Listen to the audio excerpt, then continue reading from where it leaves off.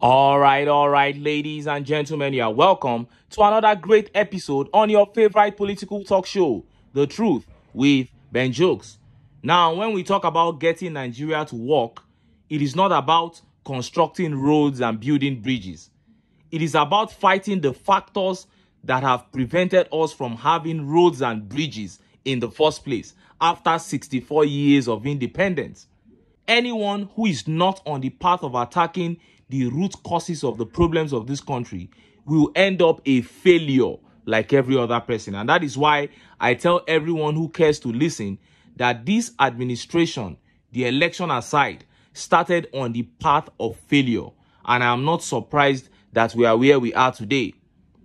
Sometime in February, the Minister of Finance, Wale Edun, after watching TINUBU take 3 loans in 21 days, said Nigeria could no longer afford to rely on loans.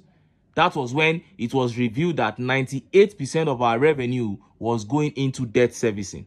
Then Wale Edun said the 30 trillion naira ways and means that was printed and embezzled under Buhari should be probed. And that is attacking a root cause of our not having money. But after a little back and forth, the matter was swept under the carpet, and in a dramatic twist, it was revealed that the CBN under TINUBU had already started printing money too. The same report pointed out that TINUBU had taken more loans in 9 months than Buhari took in 2.5 years. So it becomes increasingly obvious that the Emilokon, that is my turn utterance, was not just a slogan. The man was saying Buhari had eaten and it was his turn to do the same. And few hours ago, he made another monetary decision. This one will impact Nigeria for the next 40 years. And he, TINUBU, will not be responsible in any way. Before I show you what he did and how Nigerians reacted, let me quickly show you this update. Ebira youths ask TINUBU to caution EFCC, warn other ethnic groups against maligning Yaya Bello on social media. The Ebira Land Youth Coalition has urged the federal government to ensure the embattled former governor of Kogi, Yaya Bello, is unharmed in his current face-off with the EFCC. The coalition's coordinator, Fashe Onimisi Moses, made the call in a statement in Lokoja on Sunday.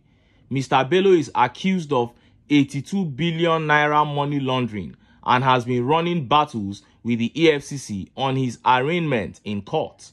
However, the coalition alleged that some people in high places were conniving and working tirelessly to harm the former governor and ridicule the entire people of Ebira land. The youths condemned the recent withdrawal of security guards who were giving cover to the former governor by the authorities. The actions of the police and DSS have now made the former governor vulnerable. We urge TINUBU to stop the unwarranted harassment of Bello by EFCC, which is a creation of the law. If the commission feels dissatisfied with the restraining order given to the former governor by the State High Court, it can use all available legal means available to vacate the order.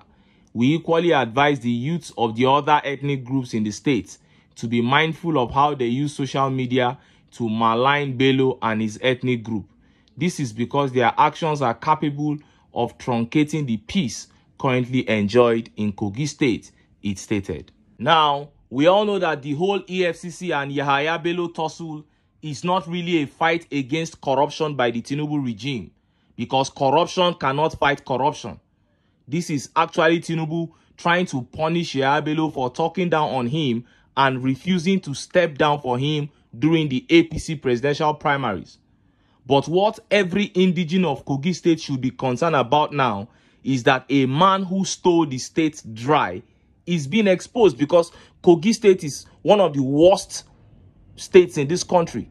Development, poor, everything about the state is poor. And this is how these governors come and loot. So what is your business if one of the looters is being embarrassed? But here are people from his ethnic group standing up for him.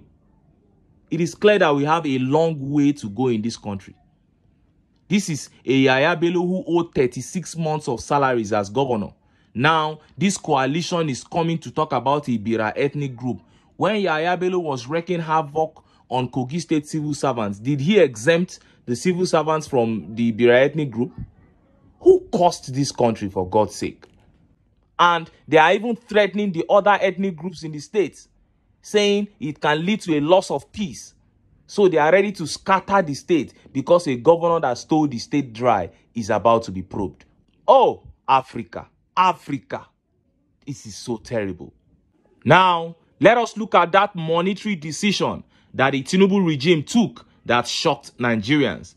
These guys have actually taken another loan, but check out the circumstances surrounding this particular loan. It is to be paid over a period of 40 years, but the payment will start after 10 years of taking the loan. That is, the loan has a 10-year moratorium. So this regime will take this loan of $2.25 billion, do whatever they want with the money, and during their 4 years in office, they don't even have to worry about repaying back a dime. Repayment starts after 10 years of taking the loan. So children yet unborn are going to pay for a loan they know nothing about. Look at how the papers reported it. TINUBU government to take fresh $2.2 billion World Bank loan for Nigeria. TINUBU's administration on Saturday said Nigeria had secured a single-digit interest loan worth $2.25 billion from the World Bank. He said the package offers a 40-year term with a 10-year moratorium and a nominal 1% interest rate. Wale Edun, the Minister of Finance, made this known in Washington, D.C., the United States, during a press briefing at the end of Nigeria's activities at the World Bank / International Monetary Fund Spring meeting. He said Nigeria has qualified for a total package of $2.25 billion, which he described as the closest you can get to a free lunch, saying it is virtually a grant. Edu added that the loan is for about 40 years, 10 years moratorium, and about 1% interest. He said Nigeria will also benefit from budgetary support and low-interest funding from the African Development Bank, adding that there are ongoing discussions with foreign direct investors across many sectors. And look at how Nigerians reacted. Look at some of the tweet reactions. This tweet here says, "What is Tinubu's government doing with fresh $2.2 billion World Bank loan? When will he probe the activities of Buhari administration and the Nigerian air scandal?" Because $2 billion at the current exchange rate is about 2.4 trillion. And Buhari printed 30 trillion and embezzled it with Ahmed Lawan. So what are we talking about? And Toby here says, "Chai, God, why? Did I make a mistake in my past life for me to be in this country?" And David answered. He said, "So what is wrong in taking a loan? Nobody take loan, reach USA." And Toby answered him, "The loans they've been taking for projects, have we seen any glaring results? You and I know this loan will be embezzled by the criminals you support." That is it. You know, there are still some stupid Nigerians that will try to bring up excuses for them that all other countries take loans. It's not peculiar to only Nigeria. Obi said it. He said there is nothing wrong in taking loans. He said, but what do you do with the loans you are taking? We saw all the loans that Buhari took in his administration. Nothing to show for. Instead of the Tinubu administration to probe those loans, they have decided to continue from where Buhari stopped because they are birds of a feather. And David is coming to say nonsense here. And this tweet by Hosseini Aziz says, "Every Nigeria president always take loans. When are we going to pay this loan? Finish, my brother. If you ask me, who I go ask?" Abubakar Sadiq says, "They will just continue looting through loans till the end. And that is why you must rise up and get them out of office." And Ayo Olamide here says, "But they told us that removing subsidy will stop us from borrowing. Government of propaganda. That is what it is." And Mayomi here says, "Boro boro government, official bat, continue to borrow." Oh!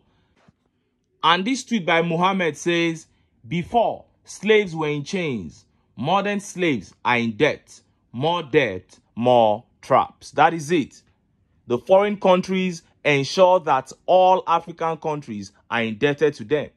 Before you open mouth to talk of loan, they give it to you.